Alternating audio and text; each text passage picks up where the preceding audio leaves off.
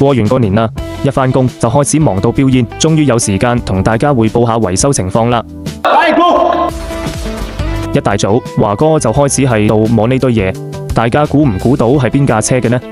小孩子還猜？冇錯，就係呢架阿爾法羅密歐嘅波箱零件啦。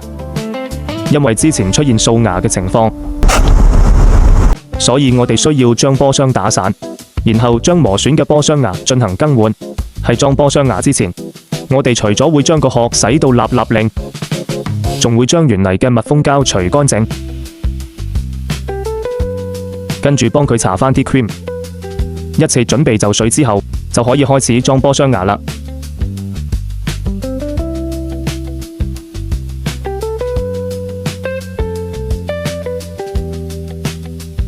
波箱牙裝得差唔多啦，今日就先做到呢度，聽日繼續搞埋個底盤。